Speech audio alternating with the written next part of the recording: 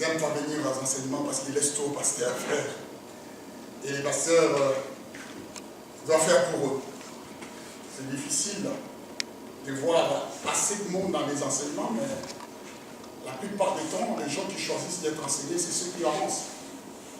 Mais l'Église préfère rester l'église des prédications des dimanches. Or, les prédications ne suffisent pas pour faire grandir, donner la maturité. Voilà pourquoi nous mettons les enseignements, parce que Jésus a passé le temps à enseigner son peuple. L'Église, il faut qu'il puisse prendre conscience, qu'il puisse pas quitter que non. Il est très important pour eux de ne pas louper les journées des enseignements, et surtout pour apprendre et pour pouvoir avancer. Après, ils s'étonnent pourquoi ils tournent en rond. Et ils n'avancent pas spirituellement. Il y a des gens qui sont restés dans les églises 50 ans, 40 ans, mais qui ne connaissent plus rien du tout. Et qui sont encore des bébés parce qu'ils ne veulent pas évoluer. Et ça, c'est vraiment difficile pour les enseignants, difficile, parce que la paresse spirituelle prend les gens et la priorité est mise sur autre chose. Amen. Hein? Amen. Et nous continuerons à prier pour eux, pour qu'ils puissent prendre conscience que le temps est difficile et que les gens doivent choisir de se placer dans le diapason du Seigneur. Nous continuons sur la consécration. Je ne vais pas demander pourquoi, où nous nous sommes arrêtés, mais j'aimerais, si quelqu'un vraiment veut, voir, me dire où nous nous sommes arrêtés. C'était déjà quoi les bases de la consécration? La préparation, donc il y a la préparation, la consécration, l'amour et le droit divin, c'est-à-dire le droit de rachat et que le corps est un temple consacré à Dieu. Voilà, tout à fait. Donc, on était sur les bases de la consécration. J'ai parlé autrefois que les bases de la consécration, les gens qui doivent se consacrer, le peuple, celui qui veut se consacrer à Dieu, doit d'abord croiser l'amour de Dieu. Il doit connaître l'amour de Dieu. Quand on ne connaît pas l'amour de Dieu, on aura comme l'impression de faire Dieu, d'accorder à Dieu un faveur en les servant. Mais celui qui connaît l'amour de Dieu, il va se consacrer d'abord par amour à celui qui l'a sauvé. Parce que quand on sait que nous étions, notre vie était en danger et qu'aujourd'hui, nous avons besoin de servir le Seigneur, les gens veulent se consacrer, les gens veulent servir Dieu dans les églises, les gens veulent s'engager. Mais au bout de quelques temps, ils n'avancent pas dans les responsabilités qu'ils prennent parce que leur consécration n'est pas totale. Ils ne connaissent même pas ce que c'est s'engager avec le Seigneur. Ils ne connaissent pas ce que c'est donner à Dieu pour faire sa volonté. Alors, ils les suivent par mouvance. Les gens qui suivent par mouvance, parce que je suis à l'église, je dois faire quelque chose. Or, servir Dieu à l'église est un sujet vraiment très important parce que ça résulte une totale consécration. Une totale consécration de la personne qui veut servir Dieu. Et c'est là que tout se joue. Parce que quand on connaît la consécration, quand on sait les bases de la consécration et qu'on sait ce qu'on fait pour le Seigneur, il est très difficile pour que l'ennemi vienne nous prendre, pour nous distraire. C'est pour cette raison que la Bible dit personne ne peut prendre ce qui se trouve entre les mains de Dieu. Ce qui est entre les mains de Dieu, c'est ce qui a été accordé à Dieu, c'est donné à Dieu. Quelque chose qui s'est donné à Dieu appartient à Dieu. Et la consécration nous donne ce sens-là, de savoir que l'amour de Dieu au départ vient nous frapper, et par cet amour, nous sommes pressés de toutes parts, de façon que nous ne puissions pas nous échapper. Je vous ai donné des exemples, je dis que quand quelqu'un connaît l'amour, il est trop difficile pour lui, pour la personne, de s'en débarrasser. Parce qu'il devient victime de cet amour. Et l'amour est prêt de lui faire tout. Parce que, aveuglé par l'amour, la personne est prête à accepter tout. J'ai donné plein d'exemples. Il est prêt à accepter tout. Et Dieu veut que quand nous voulons nous consacrer, nous puissions d'abord être approchés, touchés par son amour. Et par cet amour-là, ça va nous mettre dans une position où nous tous, nous pouvons encore, Dieu va se permettre à nous faire tout ce qu'il veut. Parce qu'il sait que nous l'aimons. Lui, il n'a pas hésité par l'amour de quitter les ciels, de traverser les ciels et de venir mourir pour nous. Amen. Hein? Amen. Vous voyez que lui, il l'a fait parce qu'il nous aimait. Il n'a pas calculé les dangers ou quoi que ce soit, mais il est venu. Les bases de la consécration, le premier point, c'est l'amour. Le deuxième point, j'avais dit, c'est les droits divins. À savoir que Christ nous a rachetés. La Bible dit que nous ne nous appartenons plus. À partir du moment où quelqu'un t'a racheté et tu deviens objet, sujet de la personne. Oui, chérie, tu peux t'asseoir, tu laisses comme ça. Vous suivre. Merci. Tu deviens la propriété de la personne. Quelqu'un qui rachète quelque chose, ça veut dire simplement on rachète ce qu'on avait déjà ou on avait perdu. Tu avais quelque chose de valeur et tu l'as perdu et tu aimais ce que tu avais, mais quelqu'un l'a retrouvé et tu vas dans un marché, tu te rends compte que non, voilà, cette chose-là t'appartient. Et que tellement que tu l'aimais, tu ne veux pas t'en séparer, la personne te dit, écoute, il n'y a pas aucune preuve que cette chose t'appartient. Tu ne sais pas non plus où je l'ai trouvé. Mais seulement il y a une chose. Si tu le veux et que si tu dis que ça t'appartient, rachète-le. Donc le rachat, c'est racheter ce qu'on avait. Christ, nous nous sommes vendus au péché et le diable était devenu notre maître et nous appartenons avant à Dieu. Nous nous sommes vendus au péché et Christ est venu nous racheter pour que nous devenions son sujet, ses sujets, son peuple. À ce moment-là, nous devenons sa propriété. Donc les droits de rachat, c'est ce qui est la base de la consécration, les droits divins. Donc, d'une part, nous choisissons de servir Dieu par amour. Et d'autre part, nous ne nous appartenons plus à nous-mêmes. Nous comprenons que notre vie a cessé d'exister. Que mon corps, toute ma personne, m'appartient plus, appartient à Dieu. Amen. Et le troisième point, c'est les droits légaux. Après les droits de la rédemption, d'après les droits de la rédemption, nous lui appartenons et par les vertus de l'amour que la rédemption produit en nous, nous devons vivre pour lui. Les droits légaux est celle-ci, que tous les chrétiens qui veulent servir le Seigneur doivent vivre pour le Seigneur. Ils ne doivent pas vivre pour autre chose, ils doivent vivre pour le Seigneur. Que pour le Seigneur. Pourquoi? Parce que le fait de choisir Dieu et d'être frappé par son amour donne Dieu les droits sur nous. Et parce que nous savons que nous appartenons à Christ et que nous ne nous appartenons plus, en ce moment-là, nous réalisons une chose, que notre vie cesse, mais sa vie continue à nous.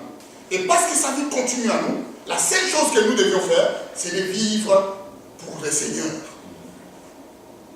Quelqu'un qui aime une personne, il ne vit que pour lui. Amen. Hein? Combien de relations d'amour que vous avez saisies où les gens déclarent des choses impossibles, que je ne peux pas vivre sans toi. Ça, c'est des mots qui sortent toujours de la bouche quand on est amoureux ou amoureuse.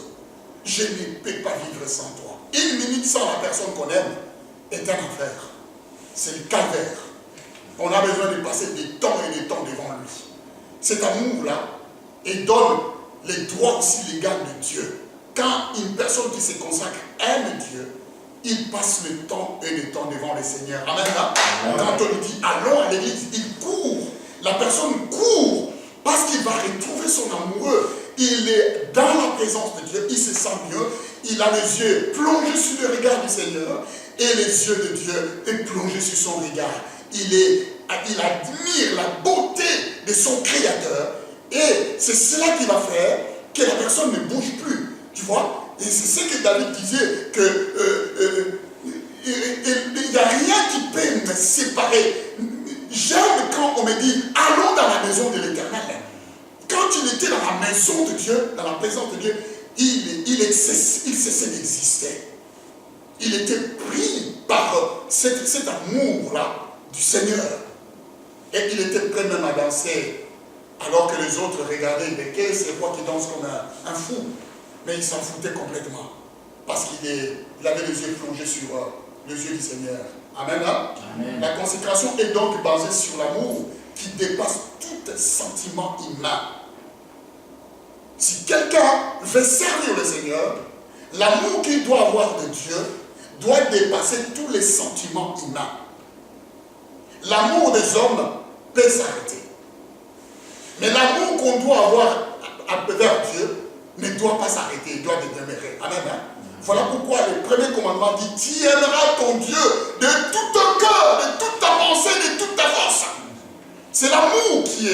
représenter. Qu'il faut que la personne puisse aimer Dieu de tout son cœur, de toute sa pensée. Aimer dans le cœur ne suffit pas, il faut que ça soit toujours aussi relié dans la pensée. Et de tout son être. Tout ce qui suit doivent aimer. Parce que Dieu sait que si quelqu'un applique ses commandements à la lettre, la personne ne peut jamais s'échapper. Amen. Hein? Donc la personne est envahie par cet amour. On ne pourra jamais le bouger dans le Seigneur. Aucun vent ne viendra l'enlever devant la présence de Dieu. Jamais quelqu'un viendra le chercher. Donc voilà que là nous avons le base. Donc la consécration est donc basée sur l'amour qui dépasse tout sentiment humain. Je ne dois pas aimer Dieu par sentiment. Les sentiments, ce sont les émotions. Je dois aimer Dieu, mais par amour propre. Pas comme j'aime ma femme ou mon mari. C'est un amour différent. Ça résulte d'un amour humain. Mais j'aime Dieu de tout mon être. Mon mari peut m'abandonner, ma femme peut m'abandonner, mais l'amour que j'ai pour le Seigneur ne bougera jamais. Parce que ça dépasse même l'amour des humains. Donc je ne bougerai pas. Je ne vais pas craquer, mais je suis toujours là parce que je sais que je bénéficie d'un amour qu'aucun homme sur cette terre ne peut me donner. C'est celle de mon Seigneur. Vous avez souvent remarqué que les gens qui disent dans le monde qu'ils s'aiment, c'est de l'hypocrisie. Pourquoi je vous dis c'est de l'hypocrisie? Les mêmes personnes qui ont prononcé des mots doux, bien humbles, oh, tu es le fleuve de ma vie, tu es comme les poissons qui nagent dans la mer. Et quand je te vois, je vois comme si des calamars me berçaient, tous les poèmes qui peuvent sortir. Les jours où ils sont plus d'accord, ils sont devant le juge, et c'est la haine. Pour se séparer, c'est la guerre. On commence à lancer des casseroles. Tous les phrases et les mots qu'ils avaient dit disparaissent.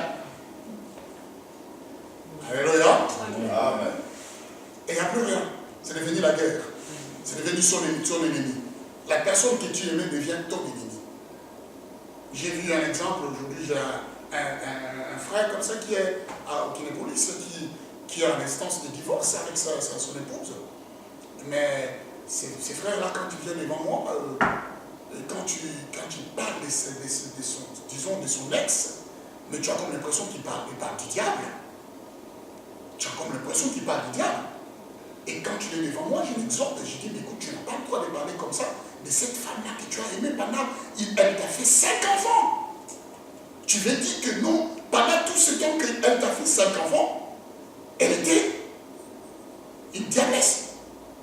Pourquoi tu commences maintenant à la descendre parce que tu veux te séparer, alors que tu n'as pas les yeux fixés sur l'amour que tu avais porté pour lui faire 5 enfants? Ah non, mais toi, on ne te suit pas parce que tu es passé, tu sais toujours trouver de bonnes choses pour dire aux gens. Je dis, mais c'est la vérité que je te dis. Oui, parce que divorcer à l'amiable et puis... Mais voilà. Je dis, c'est la vérité, cette femme-là, tu dois l'aimer jusqu'à la fin de ta vie. Pourquoi? Parce que c'est la mère de tes enfants. Tu dois même pas l'aimer dans le sens d'être encore avec elle, mais à garder vraiment des choses bien avec elle. Ça aidera vos enfants. C'est pas la peine de se déchirer. Mais c'est ça que je vous dis, que l'amour des hommes est hypocrite, mais l'amour de Dieu est vraiment véritable. Amen. Amen. Elle est sincère et nous aime tel que nous sommes. Amen. La façon. Et quand nous devions l'aimer vraiment comme ça. Donc, comme il est. Donc, la réelle signification de la consécration, c'est là le deuxième point que je vais attaquer. La réelle signification de la consécration. Donc, je disais que le fait d'être contraint par l'amour et de voir que le Seigneur a tous les droits sur nous n'est pas encore la vraie consécration. Vous voyez? Rien que pour le fait de constater que le Seigneur a les droits sur nous n'est pas encore le véritable consécration. Nous ne sommes pas encore consacrés jusqu'à là. Ce sont le chemin qui se fraye devant nous, qui nous amène à nous consacrer. Quand les gens ou le peuple de Dieu comprend et analyse le domaine de la consécration, aujourd'hui on n'aura pas de de problèmes dans les églises. Il n'y aura pas de division, il n'y aura pas de séparation, il n'y aura pas de querelle, il n'y aura rien de toutes ces choses-là. Parce que les gens comprendront pourquoi ils sont dans l'église et qui ils sont en train de servir. Parce que quand j'entends les gens, ah oui, mais cette sœur-là m'avait regardé des travers, je n'ai pas envie d'aller à l'église. La personne n'a pas compris pourquoi elle vient à l'église. Alléluia. Amen. Il n'a pas compris pourquoi il vient. Sa consécration, il n'a rien compris. Mais quand on a compris, il n'y a rien qui peut te stopper. Aujourd'hui, quand tu aimes quelqu'un, même si on met des barrières sur la route, tu trouveras les moyens de contourner ces barrières pour arriver jusqu'à la personne. Surtout s'il te donne rendez-vous. Quand il te dit, je vais te voir à midi, oh aïe aïe, si tu reçois les visites à 11h30, tu as envie de sortir la personne en disant, mais vas-y que tu... Mais dépêche-toi, vas-y, parce que moi j'ai un rendez-vous très important. Et c'est ce que nous devions faire pour le Seigneur. Si nous le faisons pour ceux qui peuvent périr, à combien pour votre raison, il faut basculer cela vers celui qui nous a créés. Amen. Amen. Donc, après avoir été affranchis par l'amour du Seigneur, nous devons faire une autre étape supplémentaire qui nous amènera à occuper la position de la consécration. Il y a une autre étape que nous devions faire. Cette étape est très importante. Quand je sais que l'amour du Seigneur m'a affranchi, quand je sais que je ne m'appartiens plus et que je dois vivre pour lui, quand je sais qu'il a les droits légaux et les droits divins sur moi, quand je sais que tous mes droits ont disparu, je ne suis pas encore consacré. Mais il y a une autre étape qui va m'amener encore plus avant pour me consacrer. Et cette étape est celui de tout écarter dans la vie, tout abandonner. Je dois tout laisser. Je dois tout laisser, tout écarter. Et pour me mettre tranquillement à part pour le Seigneur. Et totalement. C'est là que tu vas afficher le livre de Matthieu chapitre 19, verset 21. Je dois me débarrasser de tout ce qui peut m'empêcher d'entrer dans la consécration. Parce qu'il y a tellement de choses dans la vie qui nous empêchent. Nous lisons ces lectures. Jésus dit, si tu veux être parfait, va, vends ce que tu possèdes, donne-le aux pauvres, et tu auras un trésor dans le ciel. Puis, viens et suis-moi. Il est question ici d'un jeune homme riche. C'est un jeune homme qui a observé durant toute sa vie la loi de Dieu. Il connaissait la parole de Dieu. Et c'est quelqu'un qui appliquait à la lettre les 10 commandements. Ses parents l'ont élevé de cette sorte, de la manière à respecter la loi. Selon les hommes, c'était un jeune homme qui était parfait. Il ne commettait pas de péché, il ne faisait rien, il appliquait à la lettre tout ce qu'on lui avait enseigné. Donc c'est quelque chose, une telle personne devant, encore une fois, devant le jury du monde, on lui donnait tout de suite son diplôme de consécration. En disant que non, depuis son enfance, il a observé les commandements. Il n'a jamais été déraillé. Mais vous allez comprendre que quand il était devant le Seigneur, il y avait tout à refaire. Amen. Ce que les hommes trouvaient parfait, Dieu ne les trouvait pas parfaits. Parce qu'aucune base de consécration était dans la vie de cet enfant. Il avait beaucoup de choses à abandonner. Mais son envie était de servir le Seigneur, de suivre Dieu. Son ambition était de suivre Dieu. Lui, il croyait que parce qu'il était parfait selon les hommes, et qu'il observait les commandements selon les hommes, et quand tu viendrais devant le Seigneur, ça aurait été comme une lettre à la poste, il va passer direct en disant, ouais, mais toi, tu es vraiment, waouh, mais viens, tu seras, à côté de moi, parce que tu es vraiment ce qu'il faut. Voyez-vous que ce dont le Seigneur avait choisi n'avait pas la caricature de cet enfant. Alléluia. Amen. Ce que les hommes ont vu sur cet enfant n'était pas sur les disciples que Jésus avait. Dieu était allé chercher les choses viles Mais sur cet enfant, ce n'était pas une chose vile. C'était quelque chose de vaste déjà l'honneur des hommes. Il était parfait pour les hommes. Alors Dieu va lui poser la question en disant, Jésus lui dit, si tu veux être parfait, il doit se poser une question en disant, mais qu'est-ce qu'il me dit cet homme? Parce que si vous lisez la lecture, vous allez voir qu'il va dire au Seigneur, voilà, j'ai observé la loi, je ne fais pas du mal, j'ai fait ceci, j'ai fait ceci, donc pour toi et moi, donc je suis parfait être ton disciple. Mais Jésus lui dit, non, non, non, non, si tu veux être parfait, va, vends tout ce que tu possèdes. Ça, c'est l'étape supplémentaire qu'un chrétien doit faire pour se consacrer à Dieu. Il doit vendre tout ce qu'il possède. Et quand je dis tout ce que tu possèdes, je ne vais pas parler de tes biens ou de tes meubles ou quoi que ce soit, de t'acheter un Cora ou quoi que ce soit, ou tes chaussures autour. Loin de là. Les attaches. C'est une question d'une richesse charnelle, spirituelle qui colle les gens. Le péché. Il faut le laisser de côté.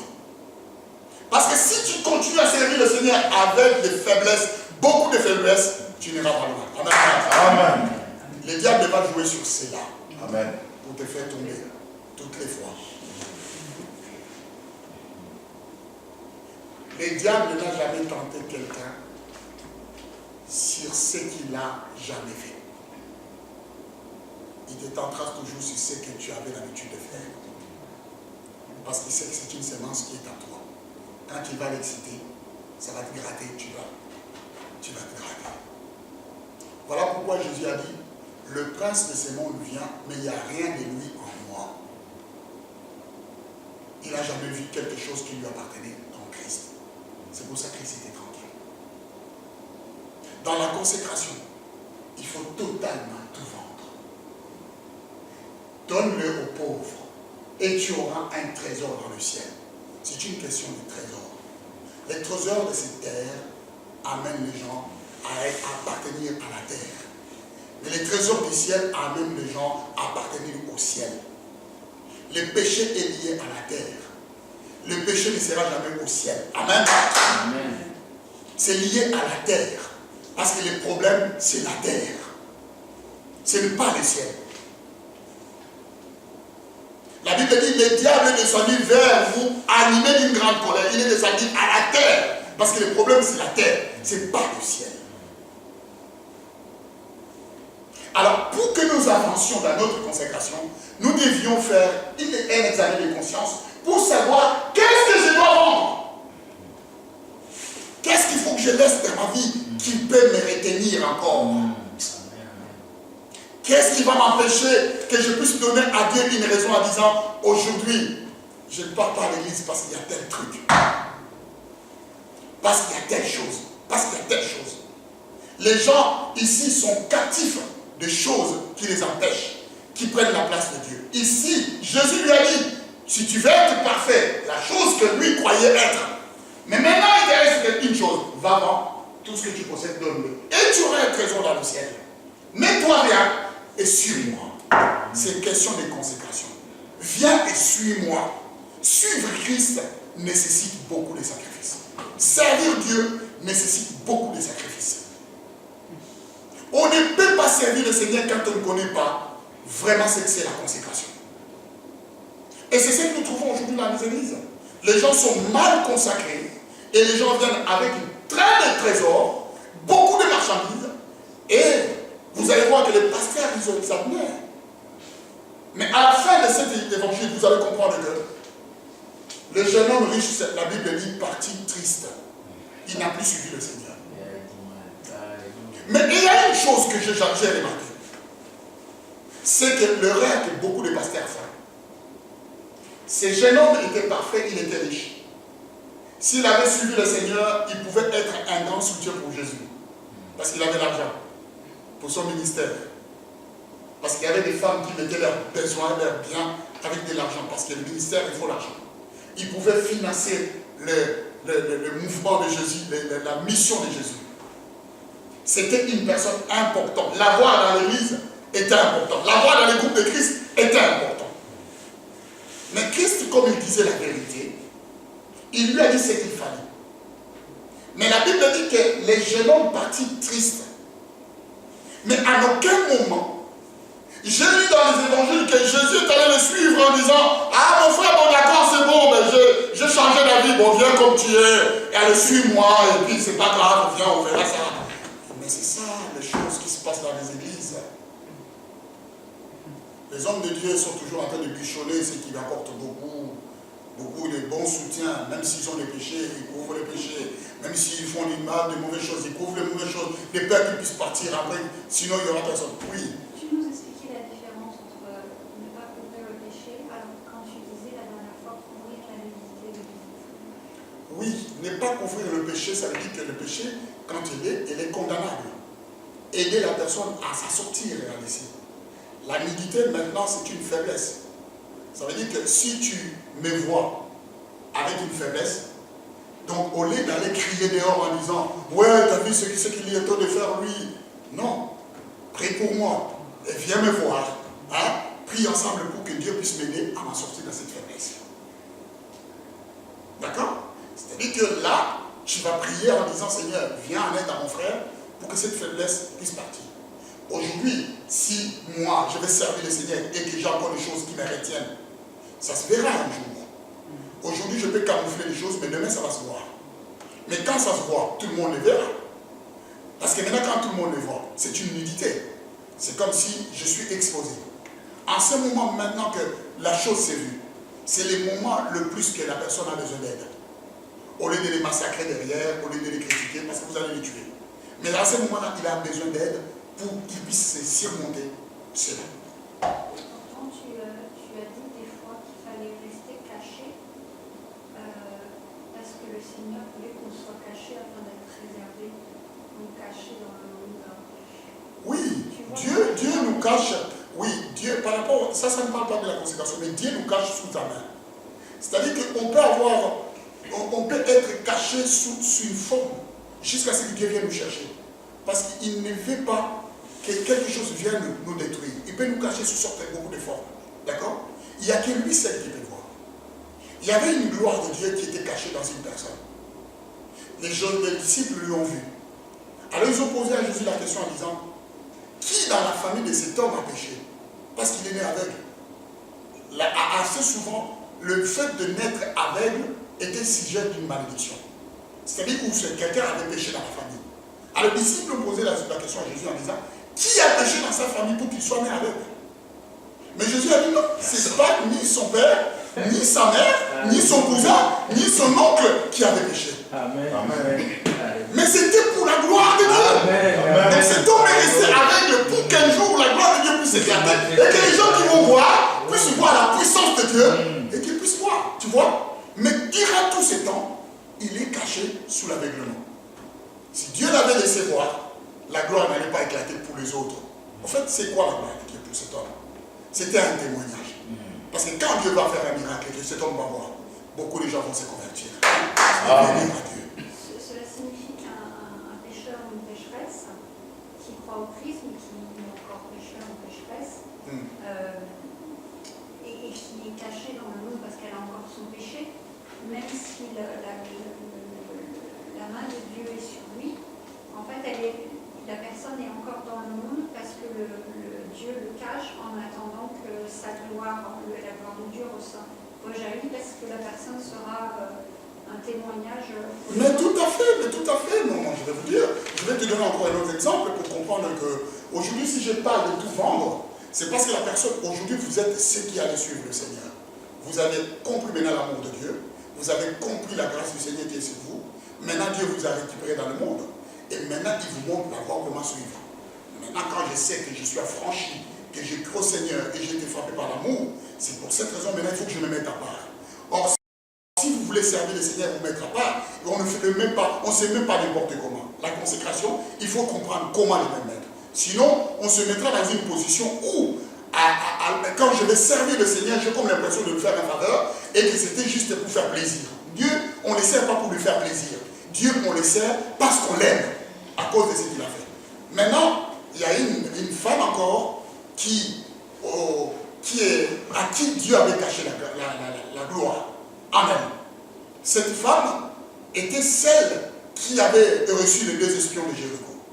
Hein? Quand cette femme est arrivée, elle était prostituée. La ville la connaissait comme une prostituée. Personne ne faisait attention à lui. Tout le monde savait que si elle se met là, elle attendait ses clients. Mais elle se mettait là dans cette position. Personne ne pouvait la surveiller. Personne ne pouvait surveiller sa maison. Parce que chacun savait que quand on le voit avec des hommes partir jusqu'à chez elle, c'était des clients. D'accord? Mais or, Dieu avait caché quelque chose dans cette femme. Il a fallu qu'elle soit dans cette ville-là pour prendre les espions et les cacher. Ça, c'est une chose d'abord. Mais ce qu'il ne cachait pas, il ne savait pas que cette femme-là est la lignée de Jésus-Christ. Ça, c'est le grand truc. Les grands booms. Qui pouvait savoir qu'une femme qui était prostituée était la descendante de Jésus-Christ? L'ascendance de Jésus-Christ. Qui pouvait savoir? C'est une gloire qui était cachée. Dieu a caché beaucoup de choses. Quand il a révélé au diable que non, c'est par la femme que viendra un fils, et celui-ci te marchera sur les talons et tu lui montreras les talons. Ça, c'était un secret qui était caché. Une gloire aussi était cachée là. Tu vois, c'est pour te dire qu'à partir du moment où tu es caché, Dieu te protège. Mais quand Dieu te récupère, il va te montrer maintenant le chemin à suivre. Ce chemin, c'est ce que je suis en train de vous enseigner. Amen. Amen. Le droit de la consécration. Maintenant, je suis au courant, je sais mon état d'âme, je connais ma vie. Maintenant, la seule chose que je vais faire, c'est de suivre le Seigneur. C'est pour cette raison, cet garçon, et il voulait servir le Seigneur, même Dieu lui a dit, tu n'étais pas encore prêt. Tu n'es pas parfait pour la consécration. Mais pour que tu sois parfait pour la consécration, pour me suivre, il y a des choses qui te retiennent encore. Et celles qui te retiennent, tu dois t'en débarrasser. Comme ça, quand tu t'en débarrasses, alors là, tu seras vraiment digne d'être mon disciple. Donc, je comprends que la consécration me donne droit à faire une prière. Parce que quand je suis consacré, je dois savoir que celui qui se consacre accepte une mission sainte. Une mission qui consiste à servir le Seigneur. Quand je veux me consacrer, je suis conscient que j'ai accepté une mission sainte. C'est ce qui est la base de la consécration dans l'Ancien Testament. Ma mission est de servir Dieu. Je ne peux pas faire autre chose. Je ne m'appartiens pas. Dieu va me prendre pour le servir. Je n'ai pas d'autre mission que de servir le Seigneur. Et c'est une mission sainte. Quelque chose qui est saint, c'est quelque chose qui n'a pas de tâche ni de rue. C'est quelque chose qui n'accepte pas n'importe quoi. C'est-à-dire que c'est quelque chose qui a tout vendu. C'est lui qui a vendu tout ce qu'il possédait. Et il les a délaissés. Et il devient rien. Dans la main de Dieu, nous sommes rien. Quand nous venons avec la richesse dans la main de Dieu, nous avons du mal à avoir la foi. C'est ça la base aussi de la foi. Tu sais, la foi, c'est quoi, ma soeur? La foi, c'est quand on n'a rien et qu'on croit qu'on a quelque chose. Quand je mets ma foi sur l'argent que j'ai dans mon compte à banque, ce n'est pas la foi. Si je me réserve pour jouer la prudence en disant « Ah oui, aujourd'hui, même s'il y a la crise, j'ai un peu mes réserves », ce n'est pas la foi. La foi, on le découvre quand il n'y a rien du tout. Tu as zéro, mais rien. Mais tu pries, tu dis, j'ai quelque chose. Je te donne un témoignage. Il y a 3 jours, j'avais des problèmes à la maison pour acheter le fioul. Je voyais les bouilles de fioul étaient là, c'était tout près des arrêts. Dans ma conscience, je disais, Seigneur, il faut que tu me viennes en aide. Parce que si je ne mets pas les fioul, ça va couper et puis les verres encore persistent. Et je n'ai pas de sous. J'arrive au boulot. Dieu me dit, commence à louer. Je commence à chanter, à louer, à commencer à prier. J'étais dehors. Je faisais ma ronde, au but. Je commençais à prier. Mais les gens qui passaient dans la rue, ils me regardaient. Ils croyaient que j'étais fou. Je priais, je chantais, je priais. Je priais toute la journée. Je ne sais pas, Dieu m'a amené vraiment sauvé. Et j'ai tellement prié. Après, je suis descendu. J'avais une paix totale. J'arrive à la maison, j'ai fini ça à 14h. C'était, je crois, le mardi, un lundi. Lundi qui y a 2 semaines. J'arrive à la maison, je reçois la visite d'une sœur. Elle est venue comme d'habitude. C'est une sœur qui vient d'habitude. Elle est arrivée. On l'a accueillie comme d'habitude. On l'a fait asseoir. Et puis, moi je suis monté un peu pour regarder le planning parce que je devais commencer à appeler la police. Je suis monté. Et puis je descends, je lui dis, écoute ma soeur, je dois partir. Parce que tu sais, je dois partir, je dois voir le frère Mario parce qu'on avait rendez-vous. Et puis après, je partir au travail. Elle dit, il n'y a pas de problème, pasteur. Je vois ma femme qui sort et dit, mais attends, ne pars pas, il faut que je te montre quelque chose. Elle vient avec une enveloppe. Elle me dit, regarde, cette sœur, elle venait tous les jours à la maison. Elle n'a jamais amené une enveloppe. Mais ce jour-là, elle avait une enveloppe. Elle a tendu l'enveloppe. Il y avait 500 euros dedans. C'était suffisait pour acheter 500 litres d'essence, de gaz. Et regarde, la sœur nous amène. Ça, c'est la foi. Quand on n'a rien, on croit. Et Dieu fait. Amen. Mais si j'avais 500 euros dans les caisses et tout, je comptais sur ça, Dieu n'allait pas me visiter. Il n'allait pas me visiter. J'ai dit à ma femme, viens avec moi, allons acheter du fioul tout de suite. On est parti, on a payé pour le fioul. Et le lendemain, on avait le fioul. Amen. Amen. Vous voyez, c'est ça qu'il faut expérimenter quand on sert le Seigneur. Et ces choses-là, Dieu fait tous les jours dans notre vie. Il les multiplie. Parce que nous espérons qu'en lui, celui qui se consacre doit compter sur le Seigneur et en toutes choses. C'est comme ça. Dieu va te visiter peut-être avec la personne qui est à côté. Celle que tu vois tous les jours. Je ne sais pas ce qui a touché cette soeur-là, là-bas, pour qu'il puisse sortir l'argent. Je ne sais pas comment elle a fait. Moi, la seule chose que je sais, elle est venue nous donner l'argent pour payer le fioul. Et c'était Dieu. Amen. Amen. Et c'est tout. J'ai prié pour elle. J'ai béni le Seigneur, j'ai laissé ma femme et je suis parti. Alors j'ai compris pourquoi Dieu m'avait dit, loue-moi. Amen. Amen. Parce qu'il allait déclencher un miracle. Et ce miracle s'est déclenché seulement si on les louait. Amen. Voyez-vous? Donc, celui qui se consacre doit savoir qu'il a une mission sainte. Qu'il doit passer toute sa vie à servir le Seigneur. La consécration nous met dans les services de Dieu. C'est-à-dire que je ne m'appartiens pas. J'appartiens à quelqu'un. C'est même la base de ces mots qui signifient esclave. Un esclave est celui qui a perdu tous ses droits. Il n'a rien sur cette terre. Les seuls droits, la seule personne qui a les droits sur lui, c'est son maître. Il doit travailler pour son maître. Il doit dépendre de son maître. Il n'a aucun salaire. Il n'attend rien. Et tout ce qu'il fait, même ses enfants qui vont naître dans la maison de maître, appartiennent au maître. Ce n'est pas ses enfants.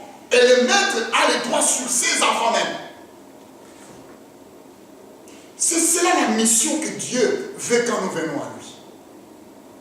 Et quand nous nous donnons, même nos enfants ne nous appartiennent pas. Donc je n'ai pas peur, c'est ce qui doit arriver à mes enfants. Parce que ce n'est pas mes enfants. Moi j'appartiens à Christ. Et parce que toute ma vie est consacrée à Dieu, mes enfants appartiennent à Christ. Si quelqu'un veut faire du mal à mes enfants, et qu'il a des problèmes, parce que celui qui a les droits sur moi et sur mes enfants, c'est le Seigneur. Amen. Moi j'ai perdu tous mes droits. C'est qui c'est sur ceux qui viennent chercher mes enfants? Ben il a des problèmes avec le Seigneur. Parce qu'ils ne m'appartiennent pas. Je suis dans la maison du Seigneur, et c'est lui seul qui a les droits sur moi et sur mes enfants.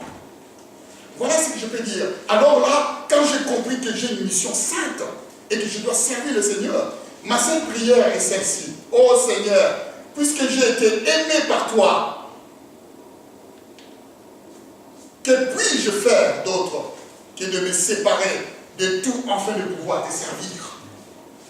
Dorénavant, personne n'utilisera mes mains, mes pieds, ma bouche ou mes oreilles, car ces deux mains que voici doivent accomplir tes œuvres.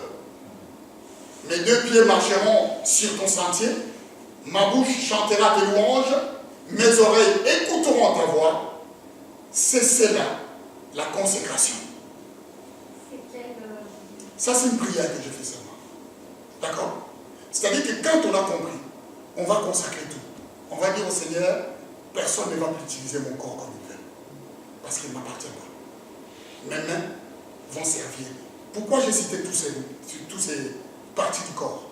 C'est là que nous allons voir que c'était très important dans l'Ancien Testament. La personne qui s'est consacrée, il devrait se faire des choses sur les mains, sur l'oreille, sur le pied. On verra ça en bas. D'accord? C'est pour consacrer tout son être. Et moi, je vais dire, dorénavant, personne n'utilisera plus mes mains. Ces mains-là appartiennent à Dieu pour bénir. Je ne peux plus me permettre à faire n'importe quoi avec. C'est-à-dire que mes pieds appartiennent à Dieu pour aller annoncer l'évangile. Ma bouche doit appartenir au Seigneur parce qu'elle doit publier les louanges de Dieu. Mes oreilles ne doivent plus écouter les chichichichi à côté, les ragots que les gens disent, ah mais les mauvaises informations, les trucs. Non, elle doit écouter la parole de Dieu. Elles sont consacrées pour écouter Dieu. Quelles sont les orientations que Dieu me donne? Oui. Et quand j'ai consacré tout cela, c'est alors là, je commence à entrer dans la consécration. Vous voyez que d'abord, c'est là que je m'en étais. D'abord, j'ai été frappé par l'amour. De deux, cet amour me presse de toutes parts de façon que je ne puisse pas m'échapper. De trois, le Seigneur a un droit divin parce qu'il m'a racheté, je ne m'appartiens plus. J'appartiens au Seigneur. De quatre, ce droit divin donne aussi au Dieu le droit légal. Ce droit légal, c'est quoi? C'est que je ne vis plus pour moi, mais je vis pour lui. Je ne peux que vivre pour lui et par lui. Et par la suite, je me sépare de tout ce qui m'empêche de pouvoir être à part pour le Seigneur. Et quand je vais me séparer de tout, alors là je sais que mes mains sont consacrées, mes pieds sont consacrés, ma bouche est à lui, mes oreilles. Très important. Je n'ai pas cité tous les corps. J'ai cité les mains, j'ai cité les pieds, j'ai cité les oreilles et j'ai cité la bouche. Et vous verrez que dans l'Ancien Testament, il y a aussi les yeux, qui est le sens de vision. Là, je vous utiliserai, je vous dirai après. Donc, quand je citais, je comprends que la consécration, ce n'est plus que l'amour et le fait d'être aimé, c'est encore plus. Vous comprenez que c'est le bien encore plus. C'est l'action qui suit l'amour et le rachat. Celui qui se consacre doit se séparer de tout, de ses anciens maîtres et d'obéir seulement à cet unique maître qui lui rachète. Il doit se séparer de tout ce qui lui gouvernait, ce qui te poussait à faire des choses.